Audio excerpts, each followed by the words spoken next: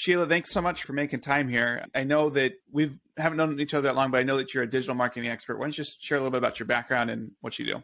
All right. I'm a career marketer and owned a global marketing company for over 20 years. Started in direct mail and then moved into the data world and specialized in data acquisition, profiling, building databases for a wide variety of companies. Dell Computer, Macy's, Wharton School of Business, National Geographic, a lot of brand names. So it was very specialized. And then some years ago, moved into the digital arena like many people, because that's where the action is. What were the early days of digital like? I can only imagine marketing had been done the same way for 50 or 60 years, and all of a sudden you get social marketing. What was that like? There was a lot of denial on my part and the part of my friends in the industry, where I took a look at Facebook. I think I opened it first in 2009 and said, this is ridiculous, because I didn't understand it, and didn't open it again for 5 years. And that was because I had to. It was a pivot or perish moment. And I've had a couple of those in my career. So what was it like? It was scary. It was daunting. And it took a lot to acknowledge it and understand it. But it's a good lesson, because everything is evolving. And if you don't, it's pivot or perish is what I think. What do you think people are underestimating today? I think people are underestimating the force of digital and how it's evolving. And one thing I'm telling my clients and prospects is, what's old is new. When I started really doing Facebook ads in 2016, the targeting capabilities were incredible. So I could find a Southern Baptist woman who liked cats and had 2 children. You can't do that anymore. A lot of those targeting options are gone. So I think people have to understand how that's evolving. And in days of old, when I really started in marketing, how did we find people? We took large piles of data, maybe a magazine list and a wine subscription list and some other lists, merged them together and figured out who was a multi-buyer. And I think we have to go back to broader targeting, because those hyper targeting capabilities are just not there anymore. And it has to do with privacy, Aaron. People don't want to be tracked. The people have spoken. And so I think we're going to continue to see trends that way. So I think not following the trends, not understanding what's available, and not staying current. That's what people are underestimating. I can only imagine, if you're a relatively new digital marketer, someone who's only known the world of Facebook and Twitter and Instagram, this has got to be a pretty scary moment. And so you mentioned that old is new is old. What are the old things that are coming back that people are like, oh, you know what? Yeah, of course this makes sense. So starting with a larger universe, one of the strategies I recommend for people that want to use digital marketing, and this works globally, and this is especially effective for any startup that wants to use digital marketing, start with a broader audience. There's really 3 ad objectives on all platforms: awareness, consideration, and conversion. Awareness is the cheapest, and it is served to the largest audience. The thing is, you really aren't going to get as many sales or signups, but it tells you who. That's how you build an audience. And one of the tricks today is use video, because you can track video watch time on every single platform. If somebody watches 75% of your video or 50% of your video, they're more interested than somebody that watches 3 seconds or 10 seconds, or a very small percentage. Then once you have that universe, then you serve those people consideration ads, where you ask them to do something more, sign up, watch a video, do something more, or you can go straight to conversion ads depending on your product. So I think these techniques are important. And that's the way we used to do things that are old or new. You always started with a larger audience in days of old, especially when you were testing, and you would net it down and then focus on your best prospects. Same technology, same techniques here. It's just a lot of people want sales, and it's interesting because all the platforms will say, what do you want? I want sales. They try to sell you those expensive ads. If you don't have a warm audience, it's going to cost you dearly, because those people, every platform knows who tends to buy online. Facebook knows if you click on something and visit a e-commerce website or sign up for something, all the platforms know. And they can charge a whole lot more money to put your ad in front of that person. So I think building your audience first in awareness mode, continuing to serve them ads in the consideration objective, and ultimately converting them to conversion ads. That's the customer journey, Aaron. And everybody should know that term if they do anything in online advertising or marketing. No, that's great. What advice would you have for someone that wants to go from 0 to 1 from an audience perspective? From 0 to 1 in audience perspective, I think really just understanding their profile. So there's a lot of things that they should know. So let's talk about a consumer market first. What is for male or female? What's the age range? Are you serving it to a mom who has children? You got to know a bit about your audience. And it's interest targeting today. That's what you target on digital platforms because that's what they're selling you. We know somebody's behavior on a digital platform in the form of what they're interested in, by the videos they watch, the things that they click on, the things they sign up for. So understand those interests. Now, you can look at competitors, or let's say you're a clothing retailer. Go and take another big clothing retailer, a Macy's, a Kohl's, somebody like that's in your same product price range, or maybe it's luxury brands. Business to business, it's amazing what you can do. A lot of people discount Facebook for business to business. I did a ton of work in the association world in days of old in my direct mail and database building. And associations built their businesses using Facebook back in the day because a lot of people from developing nations and around the world use Facebook to get information on an association. So I think what you have to do is not discount a platform and understand your audience by interest. A lot of people will focus on they have to have job title, they have to have something like that. Not necessarily true. And an interesting targeting capability on Facebook is you can target somebody based on their interests or their job functions, right? So if you were interested in financial advisors, you could target people that are in those groups or based on their interests, not necessarily their job titles. And a lot of people on Facebook will put things like the ultimate motivator or whatever, they change their job titles up a little bit. You want to make sure you understand your target audience, and it's all about interests when it comes to digital activities. You know, it's interesting you bring that up. As I look at just the ecosystem, it definitely feels that there's a period there where Facebook was new, right? And direct response marketing really took off early 2010s up to about 2015, 2016. And then we went into this celebrity boom where I think there's like 50 celebrity makeup brands that were created since 2015. Most of them shut down by now. But it feels like we're on the cusp here where we're transitioning from a social media-led economy to a content creator economy. Are you seeing a similar transition where it's really about building a following first and then finding things to sell? I think it's about building the following first. I think if you have a solid product, you can find your audience. And I think you're absolutely right. It's the warm audience. I think you can do a lot of testing and see if your product's going to fly. I was just guiding a customer who's considering going international and selling in the Amazon marketplaces. That's a lot of work to fill out all their forms and get your VAT numbers. I said, throw up some Facebook and Instagram ads and see if you can even get somebody interested in it. So I think the influencer economy, there's a movement right now on TikTok, the de-influence economy. Have you heard about that? I haven't, no. Okay, so hashtag de-influencer and hashtag de-influence, because there's so much information out there that's people, and some of it's, let's just cut to the chase, total nonsense. And Gen Z and the younger generations are just tired of being hawked different products because it's the best and because the ad is slick. So a lot of people are using hashtag de-influence or de-influencer. So I think we're at a cusp. We have a much more discerning buyer. The younger generation, obviously, the very young, are all over TikTok. Do they have the buying power? Some do. It's amazing that you can give a 13-year-old or a 10-year-old a credit or a debit card these days. But I think the influencer will always be there, but we're seeing some changes in that.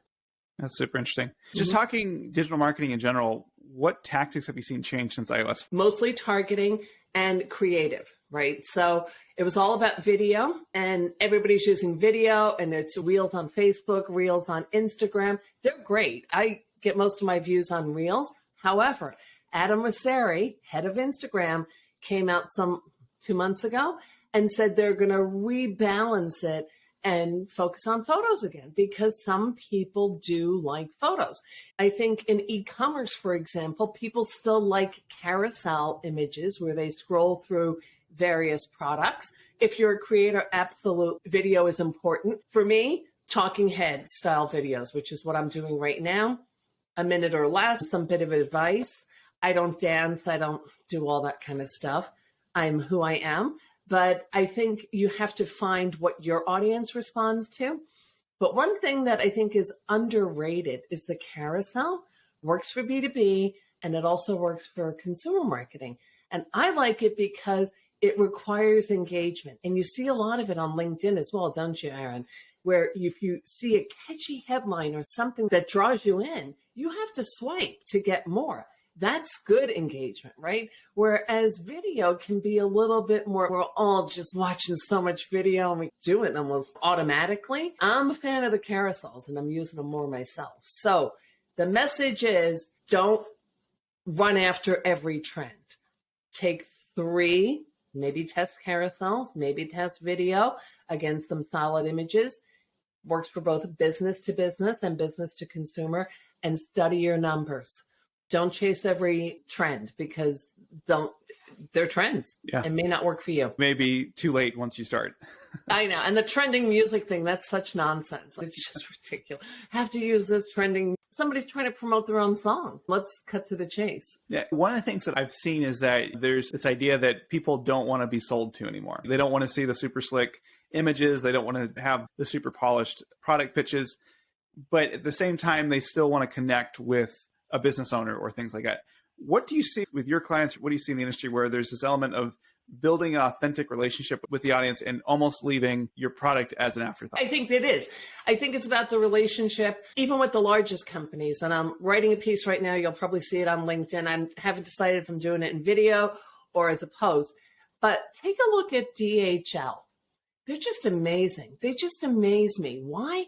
They can show you their giant planes and fleet of trucks, but they also show you the guy who's getting out there with his morning cup of coffee, opening his truck, and going to deliver his package. They put a sweater on a dog, a DHL sweater on a dog, and walk him around the warehouse. And these things people just love because it's part of the experience and they feel like they know the company. Things like sustainability, huge. Sustainability is so popular. So many people want it, of all age ranges, giving that message. But I think a day in the life of even in an enormous company like DHL works really well. Shopify does it. If you want Shopify stuff, but they do the day in the life of the entrepreneur or the candle maker. They have a lot of great stories. So I think getting to know the brand on a personal level by employing your employees and bringing them into the game as well can be something very clever and very relatable. No, that's great. Yeah. Definitely some ideas that we're going to use on our side. So thank you for that. I kind of want to go back to something you mentioned earlier about these pivot or perish moments. What did you mean by that? What are some examples that you could share? First was I was a partner in a global marketing firm, left in 2000 and opened my own global data marketing firm, list acquisition, doing that kind of same work. And then September 11th happened. We were supporting companies that were in direct mail, lots of catalog companies. And then anthrax was in the mail. So there was no global mail. Talk about screeching halt overnight. And I had to come up with something else to do. And we were very good at data. So we pivoted to cleansing databases and helping companies clean their data, understand their data, where was their business coming from, and also pumping it back into their tool, whatever they were using. There was many. Then direct mail just started to die. And again, I admit it, I was a bit in denial, but I remember we had National Geographic as an account, one of our biggest. And it was a very prestigious account. And we'd go down and visit them, and their lobby was just so impressive. I don't know if you've ever been there, but they always have their iconic photos and enormous pictures in the lobby. One time we went down to visit them, it was 2009, and they had replaced all those iconic photos with giant digital screens. And I said to the sales rep that was working for me, I said, we're in trouble. They're getting out of direct mail. She said, "You're crazy. They'll never do it," because they were one of the biggest mailers on the planet. I said, "No, they are." On my way home on the train, I was in a panic in my head, got home and signed up for Facebook. And I didn't really understand it, but I knew at that moment that things were changing. And I didn't do really much about it for the next 5 years. And that was fear on my part. I had a decent business. There was no sense of urgency. I didn't have to drop what I was doing as I did with the mail. But that's one of those pivot or perish moments. And now I don't feel that there's a pivot or perish moment. For anybody who's trying to use a digital platform, I think there's an awareness that's required. So something I'm testing, haven't really done a whole lot with, is, which I think I'll be offering to some of my clients in the future, over the top, right? Streaming into Hulu and all of the different services, Fubo and the like. You have to learn that. But the art and science of that, the targeting is phenomenal. The art and science is the creative, is getting that 15, 30-second spot that works. And so just beginning to test that and look at that. But I hope I don't have another pivot or perish moment, and I hope we all don't in the industry. I think it's going to be a constant evolution, and you just have to be open to the change. I think that's really important.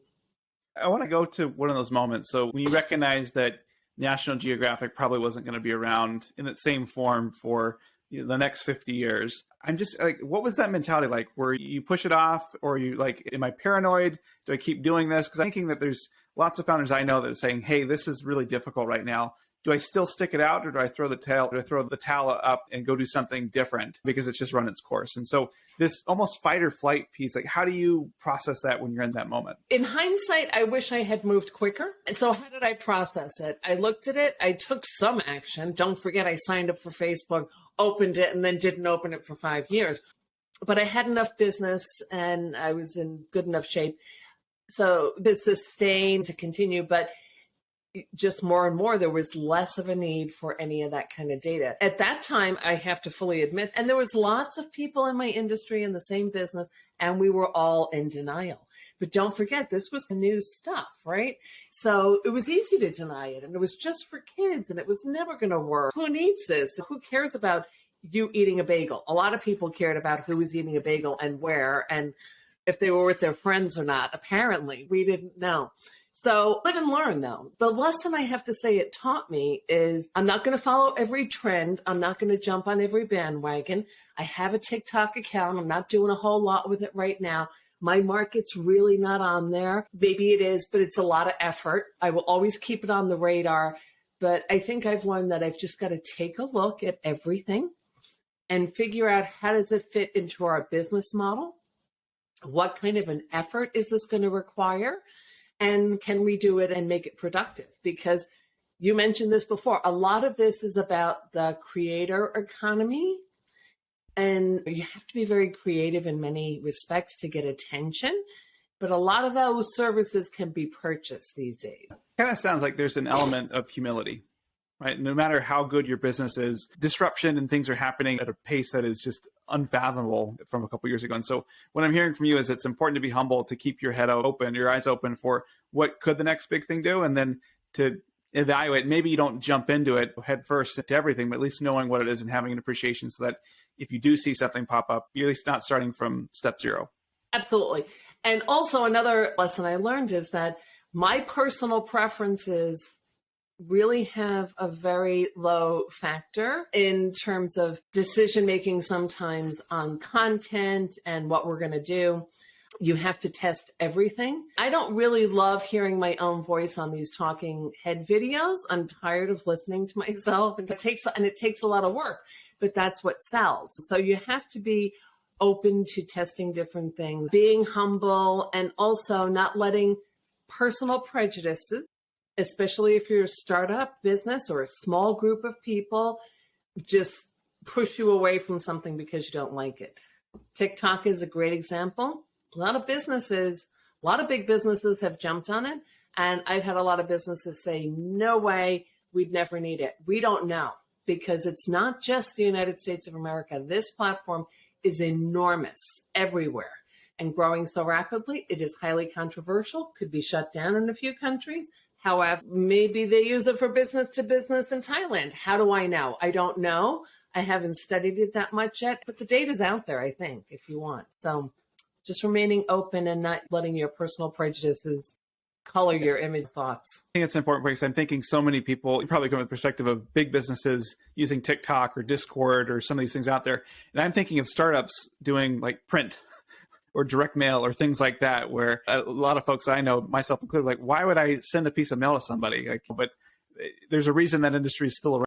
There is, and it works. And we get less and less of it these days. So direct mail can always work in some respects. The problem with direct mail, especially on a global basis, it is expensive. I was involved in mailing, probably being involved in the process of hundreds of millions of pieces of mail sent around the globe in my career. It's gotten very costly. But you have to look at the return on the investment, because I think sometimes in days of old, a lot of the associations, trade shows, B2B catalogs, all the catalogs, that's how they sold. Be interesting. Direct mail. That's great. Go figure. I think between the economy, a slowdown, banking stuff that's happening currently, it feels like we're definitely in a pivot or perish moment for some companies or some founders. What advice or what framework would you share as they're going through this experience? So I just actually did a post on Instagram that advertising through an economic uncertainty, because are we in a recession? Are we not? That's a good question to debate. But don't stop advertising. Don't stop doing your outreach, because companies that have advertised continually through an economic downturn, many of them saw growth and not sustained the economic uncertainty. So people just pull back and they say advertising is an expense. We have to cut expenses. And that's one of the ones that gets cuts right away. You don't have to spend a fortune. I mentioned before earlier the 3 different objectives for advertising on digital, and it applies across every platform. Awareness, consideration, and conversion. You could just constantly have awareness ads running. I'll give you an example. I wanted to test the Irish market. For $25, I showed an ad to about 15,000 people. And I'm going to pursue them. And so did I have to spend a fortune? That was my $25 test to see, is anybody going to watch this video? Is anybody going to click on this link? And it was good enough that I'm going to continue on. Obviously, Sheila, Donovan, but it's not like my nationality is pretty obvious. I have a connection to that market as well. You can constantly be out there doing something and not spending a fortune. But if you want to weather an economic storm, make sure that you're out there in front of your customers.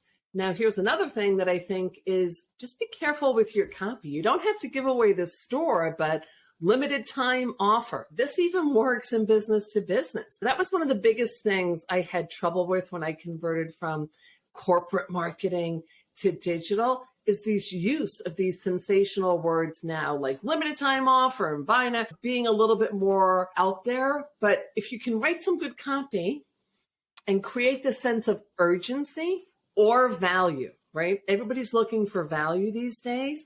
So it doesn't have to be a huge discount or offering somebody something a little special, or just being out there and saying, hey, it's a limited time offer. We'll give you 5% off, free ship, whatever it is. I think that'll work. But the advice I would give anybody is just don't stop advertising.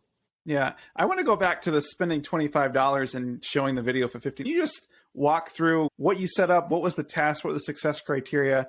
Obviously, without giving away too much stuff, but I'm just intrigued by that because that seems like a no-brainer. And I'm thinking, like, I don't even know how to start that. Yeah. So I wanted, like I said, I wanted to test the Irish market. And this is for global e-commerce, because I have another business, E-commerce Prosper, teaching e-commerce companies how to do digital ads. But I wanted to see if the Irish would respond to me. And it was a talking head video. And my headline was, there are more Irish in America than there are in Ireland. And it's true. There's 31.5 million people in America that claim Irish as a single ancestry. I'm one of them, because my parents are from Ireland. And I just go on to talk about the opportunity in the US market. So I just chose anybody who is interested in e-commerce, Shopify, WooCommerce, all of the things that you would use, the tools that you would use if you were running an e-commerce store. And they had to be a small business owner. That was my only requirement. I didn't make it any broader than that. It was, I think, 40 or 50,000 people. And I put $25 on it. It was a 1-minute video. And there was an offer in there that you could download my free guide. And I got a bunch of signups. So I put it in awareness mode, which is the cheapest ad. Facebook, Instagram just blasts it out to anybody who fits that profile. In that group are people who are likely to convert, who would be further down the funnel, but I didn't pay for conversion ads, so it didn't narrow that audience. But it told me a lot. I could see where they dropped off in the video, who watched 25%. It's all numbers, right? So you build a target audience, you retarget them, and you have to set this up in advance when you create the video, and you just create an audience of anybody who 50% or more in that video. And I already had the next ad set up, but it only cost me $25. It was like 15,000 people. It was pretty good. And so of that 15,000, is the thought that maybe 1 or 2 will turn into a customer? Like, how big of a net do you need to cast in order to? So I'm still trying to convert them, because here's the thing. The Irish e-commerce market is not huge. Let's just be honest. Why did I pick it? Because I'm Irish and I wanted to go to Europe. I would love to build somewhat of a business over there. I think realistically, there's probably, my research indicates, 20 to 30,000 e-commerce companies in Ireland. Of that, some of them in cartridges and stuff like that. So they are not a good prospect. I would have to be able to convince them to cross a border. So it'll take a little bit of time. So what would I sell them? They take the free guide, and the next step would be a course on selling to the United States for 27 euros, 47 euros.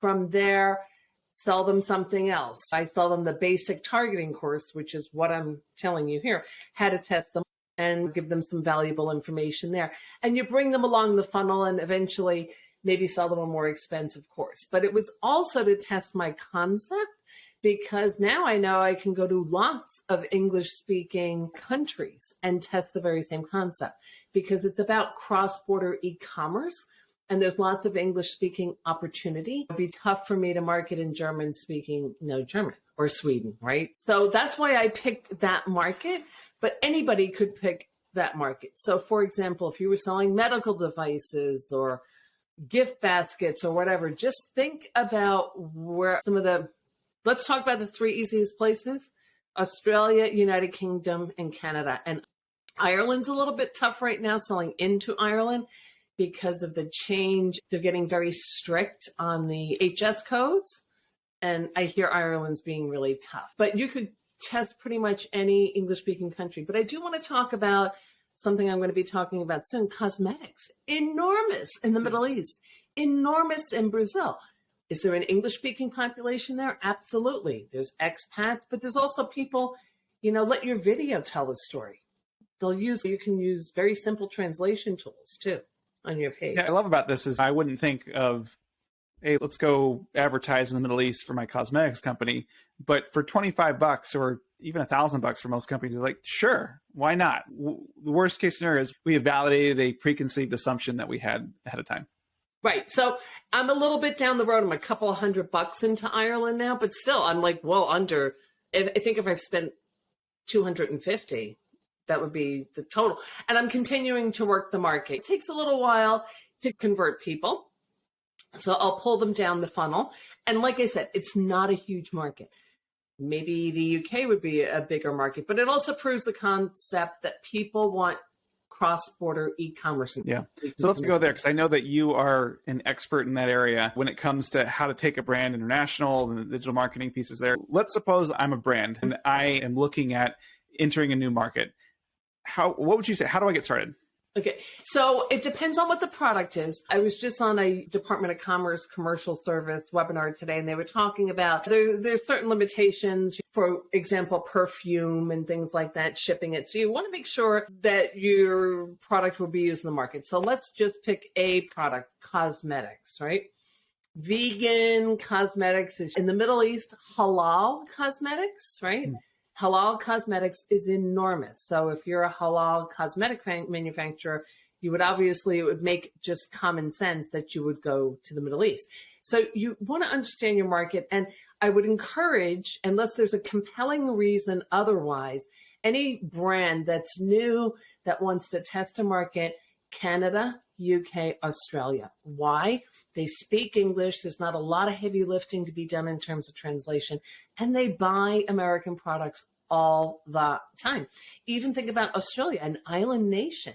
And when you look at the de minimis values, in Australia, I think it's like up to $1,000 before duties and taxes apply. So there's a lot of benefits. You can take a look at Canada, UK, and Australia. And then things you want to take a look at are, of course, duties and taxes and the like. It's not overwhelming, but people have disposable income and people want American products and services. American products around the world just have a reputation of quality, uniqueness. And so that in and of itself sells. I will also say, be very clear about your shipping and return policy. Make it comfortable, right? So if you're going to buy, I don't know, that shirt, and you decide you're buying it from Australia, as a buyer, you're going to say, how long is it going to take to get here? How much is it going to cost me to ship it? What if I don't like it? Now, that's a big thing because sometimes it's more expensive to return the product shipping wise than it is to just dump it and let them not return it. That's why it's sometimes important to use a postal administration, such as the United States Postal Service, which will give you free returns. It may take a very long time. So you want to look at all those kind of things. But enormous opportunity in the global marketplace. A country I'm looking at now, believe it or not, Nigeria and South Africa. Nigeria has a very strong, one of the strongest economies on the African continent. Little tricky logistically, delivery and logistics, getting stuff in there. But people have economic means to purchase these products and they want them. So there's some hurdles to overcome. South Africa, another good market. So you don't have to, I would strongly encourage anybody who just says, wakes up one day and says, we want to go global, which I think is a good strategy. Go with the 3 easies first: Canada, Australia, UK. Unless you have an absolute compelling reason that, I don't know, South Africa is your place. Or you wake up one day like me and say, hey, I'm Irish. Why not try Ireland? No, that's great. If I'm this cosmetics brand and I'm looking at getting into the UK, we'll take that as an example. What sort of signal do you look for when I'm doing that $25 test as an example?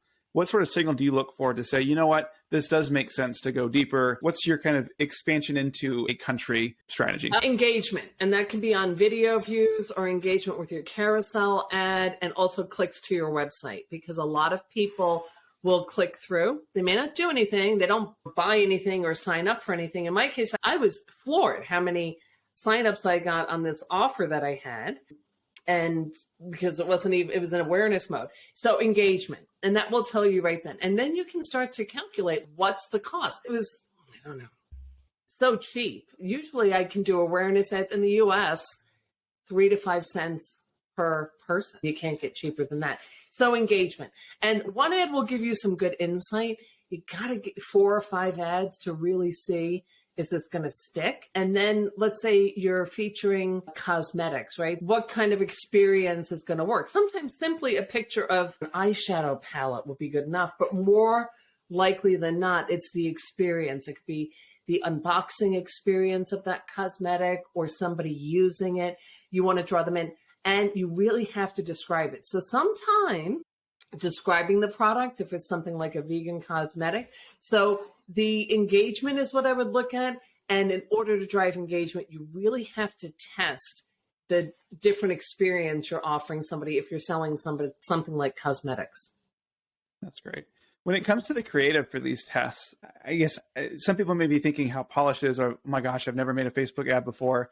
Can you talk about how easy, how hard it is, and what's kind of your MVP for doing these sort of tests in these countries? Yeah, supposedly, and I believe it, just tool around Instagram. You're seeing some of it. You don't see as much on LinkedIn. You don't see nearly as much video on LinkedIn anymore, which is curious, more authentic. And you and I talked about that earlier with DHL. They have a professional photographer, you can tell, but he's there with his cup of coffee. It's not a perfect video.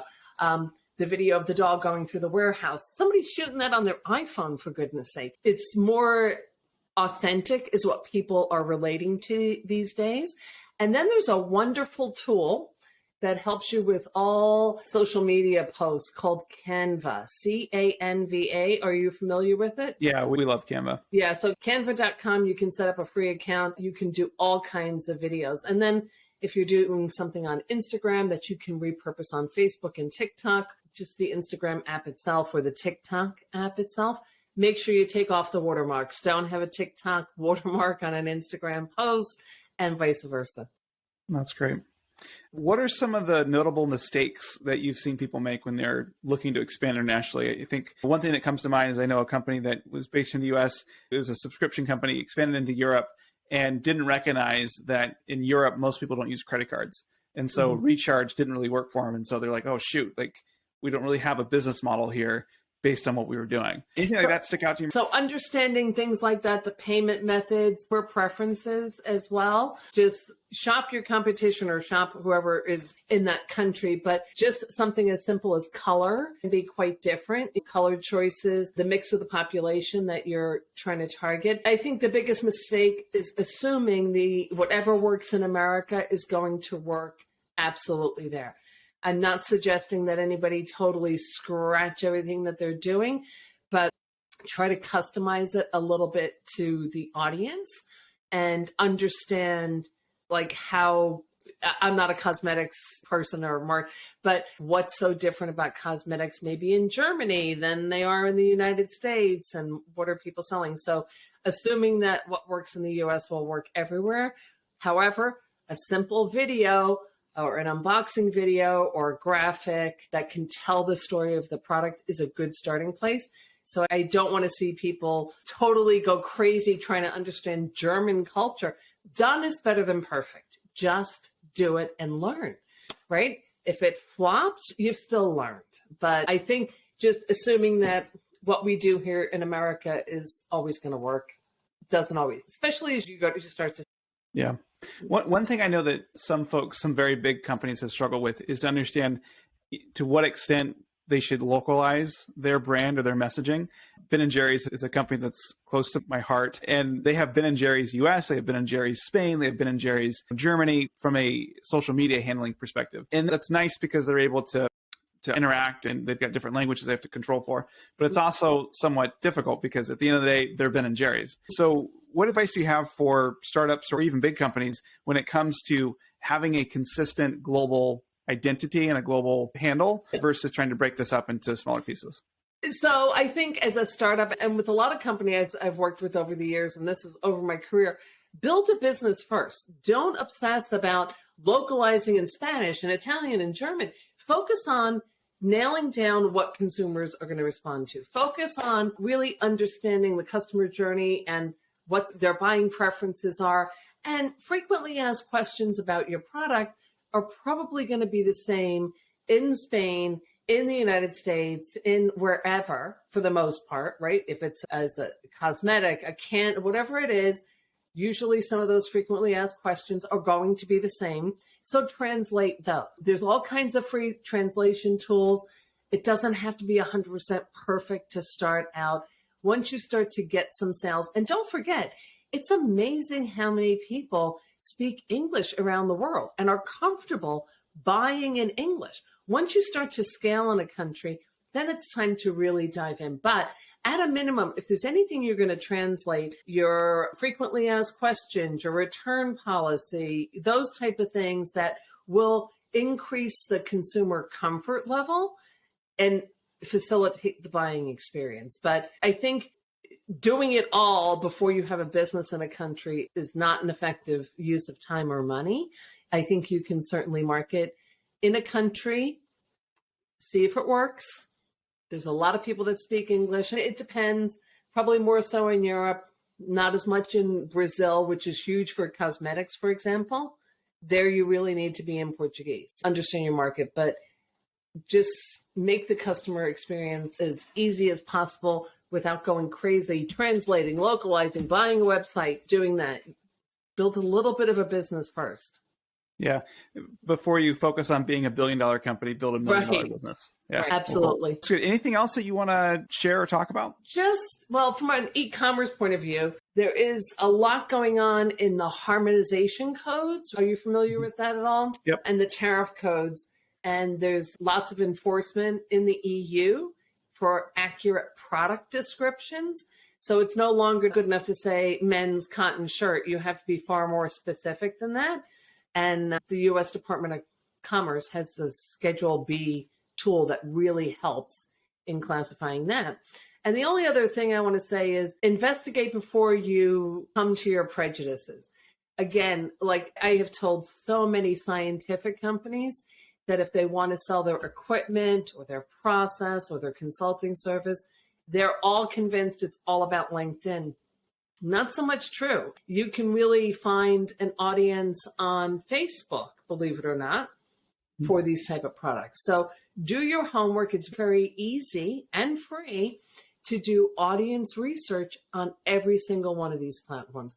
And the only other piece of advice is don't succumb to the pressure of these platforms trying to sell you a conversion ad before you have a warm audience. Audience first, always. You may not build an audience. It may not work. Your creative may not be. You can start over at a lower cost ad objective, which is the awareness mode. Awareness, consideration, conversion. Love it. So that's it. Perfect. Thank you so much. This has been a great conversation. Thank you so much for having me. It's been a pleasure. All right. All right.